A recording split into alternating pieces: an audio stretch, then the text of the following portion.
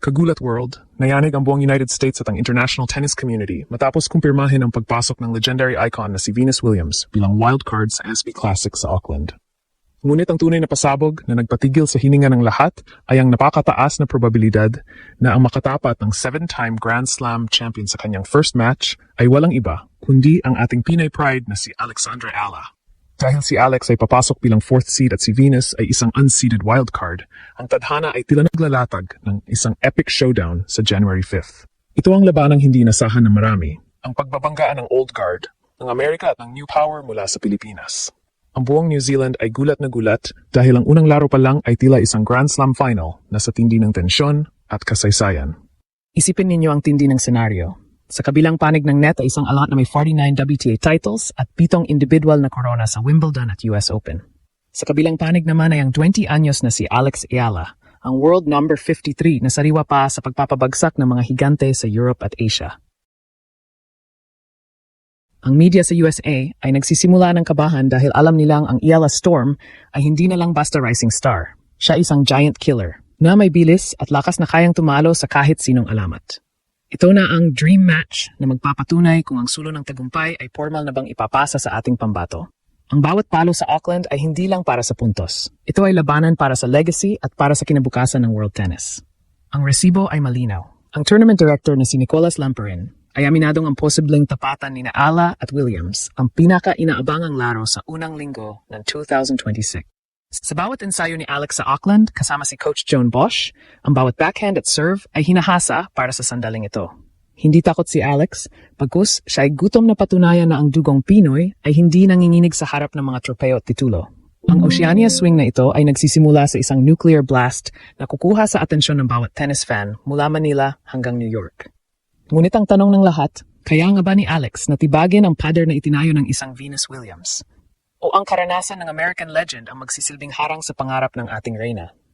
Huwag kayong kukurap dahil ang January 5th ay hindi lang ordinaryong petsa. Ito ang araw na posibleng baguhin ang kasaysayan ng Philippine sports habang buhay. Handa na ba ang mundo para sa pasabog na ito? Ang labanang ito ay hindi na lang tungkol sa tennis.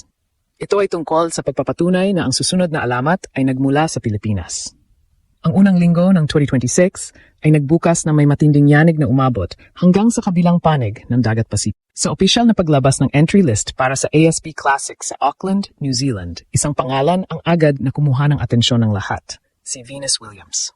Ngunit ang hindi inasahan ng marami ay ang posibleng tadhana na naghihintay sa kanya sa first round.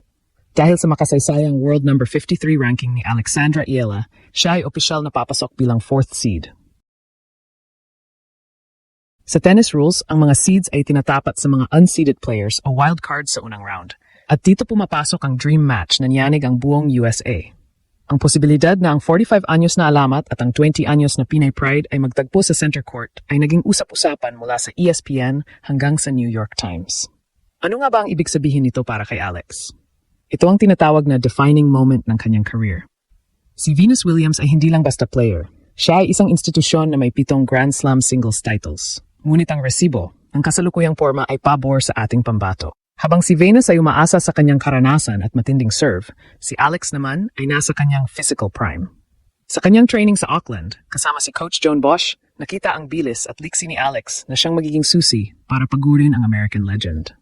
Ang tactical advantage ni Alex ay ang kanyang left-handed aggression. Mahirap pasahin ang spin ng isang kaliwete at para sa isang veteranong tulad ni Venus, ang bawat mahabang rally ay magiging isang pagsubok sa kanyang stamina laban sa walang pagod na Pinoy power.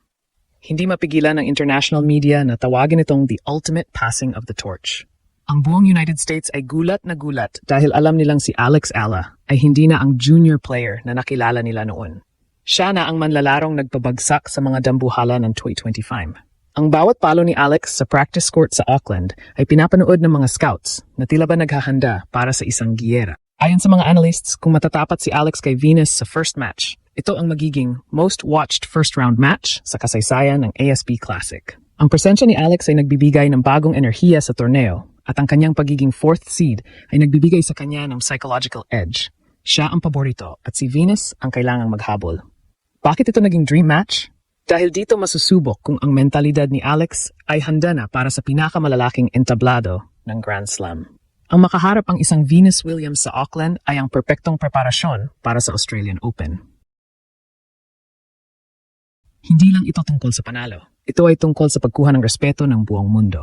Sa bawat ace na gagawin ni Alex at sa bawat winner sa baseline, ipapakita niya sa buong USA na ang susunod na reyna ng tennis ay hindi na nagmumula sa Florida o California, kundi mula sa puso ng Pilipinas. Handa na ba ang Auckland para sa pagsambulat ng galing ni Alex Eala? Ang January 5th ay mabilis na lumalapit at ang bawat Pilipino ay handa ng sumigaw ng tagumpay. Habang papalapit ang main draw announcement sa Auckland, lalong lumalakas ang bulong-bulungan sa mga locker room. Ayaw makatapat ng kahit sino si Alex Eala sa first round. Kahit ang mga kampo ng mga Amerikanong manlalaro ay aminadong ang ating pambato ay isang walking landmine sa torneo. Bakit? Dahil sa nakalipas na mga buwan, hindi lang lakas ang nadagdag kay Alex, kundi isang tactical brilliance na hinasa sa Rafa Nadal Academy.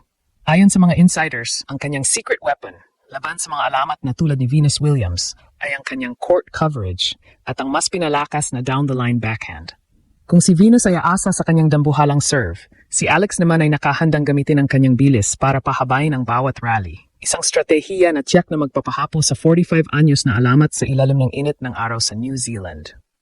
Ang dream match na ito ay hindi lang usap-usapan sa Pilipinas, kundi maging sa mga sports bars sa New York at Los Angeles. Nagugulat ang buong USA dahil sa loob ng mahabang panahon, ang mga American legends ay sanay na dominahin ang mga Asian players. Pero iba si Alex Eala. Siya ay produkto ng modernong tennis, agresibo, matalino at higit sa lahat, fearless. Sa mga interview kay Coach Joan Bosch sa Auckland, binanggit niya na si Alex ay nasa peak physical condition. Ang bawat ensayo nila ay tila isang simulation ng laban kay Venus. Paano sasagutin ang malalakas na serve at paano itatapat ang bola sa mga kanto na mahirap abutin. Ang respetong nakuha ni Alex bilang 4th seed ay hindi lang basta numero.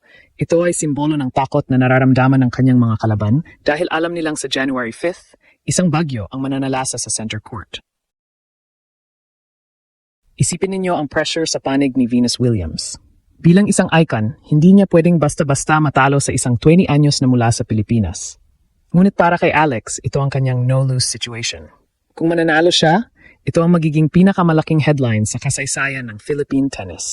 Kung maging dikit naman ang laban, ipapakita lang nito na ang agwat ng isang Pinay sa isang 7-time Grand Slam champion ay naglaho na. Ang bawat palo ni Alex sa practice sessions ay pinapanood ng mga international scouts na may dalang notepad. Napansin nila ang isang bagay. Ang intensity ni Alex ay hindi nagbabago mula unang bola hanggang sa huli. Ito ang klase ng grit na kailangan para itumba ang isang pader na tulad ni Williams. Bakit nga ba niyanig ang USA? Dahil sa loob ng maraming dekada, ang Williams sisters ang mukha ng katatagan sa tennis. Ngunit sa pagpasok ng 2026, nakikita ng buong mundo ang pag-usbong ng isang bagong mukha mula sa silangan.